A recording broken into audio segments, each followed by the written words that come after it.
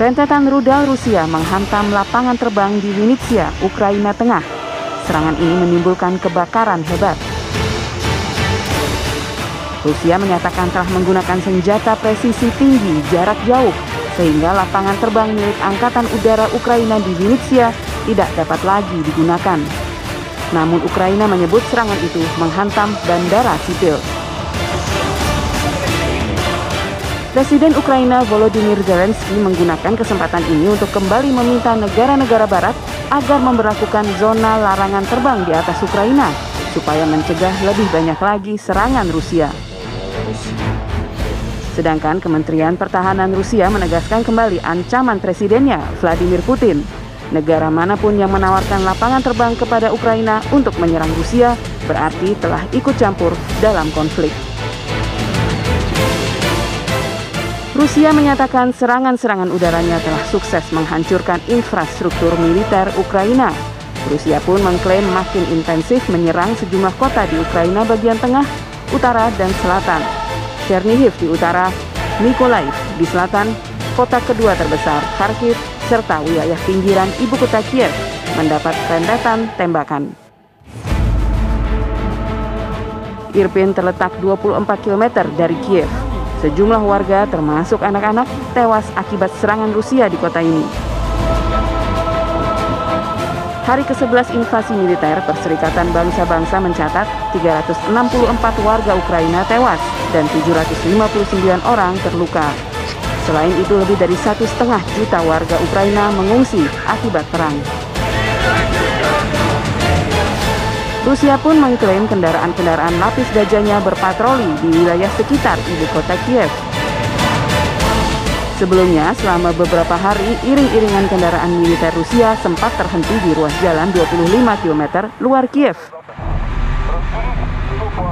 Kekurangan bahan bakar dan makanan dan kendala logistik menjadi alasan.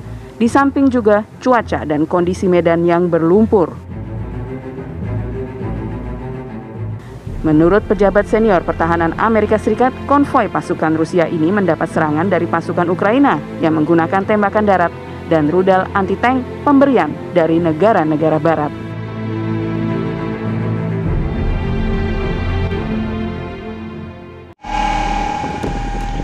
Kebakaran dahsyat terjadi di depot minyak di dua kota Ukraina, Zhytomyr dan Chernihiv. Pemerintah Ukraina menuding depot minyak itu diserang dari udara oleh Rusia. Sedangkan Kementerian Pertahanan Rusia mengklaim telah berhasil menembak jatuh 4 pesawat Su-27 milik Ukraina dalam pertempuran udara dekat Zhytomyr. Lokasi ini sekitar 100 km sebelah barat ibu kota Kiev. Presiden Ukraina Volodymyr Zelensky melalui rekaman video memperlihatkan masih berada di Kiev. Ia menuding Rusia melanggar perjanjian untuk koridor kemanusiaan, yaitu untuk memberi kesempatan akses bantuan. Zelensky mengatakan Ukraina masih bersedia melanjutkan perundingan. Sementara itu, Presiden Rusia Vladimir Putin menegaskan operasi militer khusus Rusia tidak akan mengikutsertakan wajib militer dan pasukan cadangan. Target-target yang sudah dirancang akan dilaksanakan hanya oleh tentara profesional. Rusia mengklaim telah menghancurkan semua kapabilitas penerbangan siap tempur Ukraina. Sejak operasi militer dimulai, Rusia merusak 2.203 objek infrastruktur militer Ukraina, termasuk 76 pos komando dan komunikasi angkatan darat, 111 sistem rudal anti pesawat, dan 71 stasiun radar.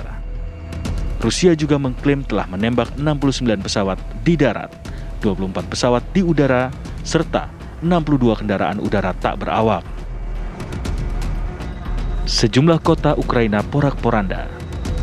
Reruntuhan bangunan apartemen, rumah, dan kendaraan ringsek terlihat di Kharkiv. Reruntuhan bangunan apartemen, rumah, dan kendaraan ringsek terlihat di Kharkiv yang merupakan kota kedua terbesar. Rumah sakit sibuk menangani para korban. Sementara Rubana atau ruang bawah tanah rumah sakit dijadikan bunker untuk perlindungan kala terjadi penyerangan.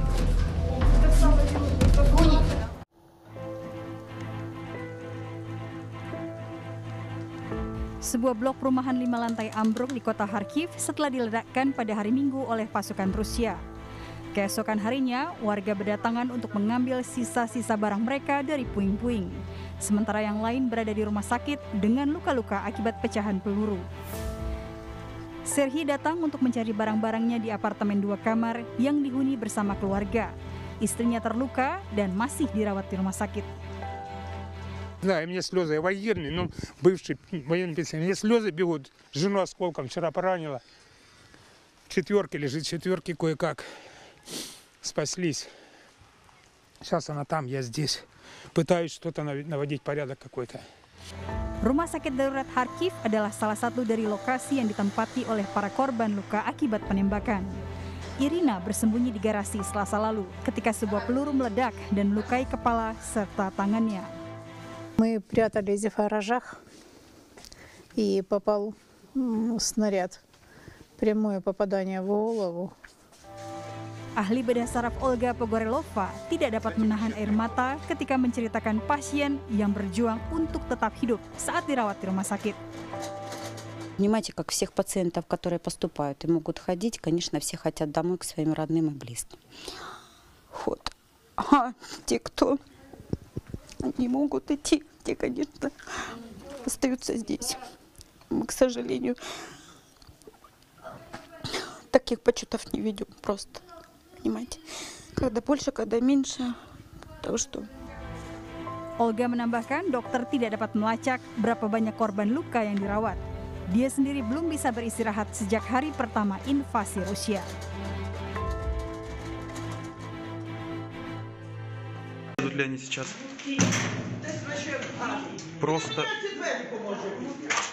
Di Ukraina Selatan, pasukan Rusia melanjutkan serangan mereka di Mykolaiv, melepaskan tembakan ke kota di Laut Hitam itu. Menurut militer Ukraina, jumlah penduduk Mykolaiv mencapai 500.000 jiwa. Tim penyelamat memadamkan api yang disebabkan oleh serangan roket di daerah pemukiman. Seorang warga merekam video ini di blok apartemennya usai terbangun ketika apartemen diserang sekitar pukul 5.30 pagi hari Senin waktu setempat. 15 menit kemudian, jendela apartemen pecah dan beberapa menit lagi terjadi benturan di gedung apartemen. Krisis kemanusiaan di Ukraina semakin parah pada hari Senin ketika pasukan Rusia mengintensifkan penembakan mereka. Ironisnya, penembakan semakin gencar bersamaan dengan perundingan koridor kemanusiaan dan gencatan senjata antara dua pihak yang bertikai. Makanan, air, pemanas, dan obat-obatan semakin langka.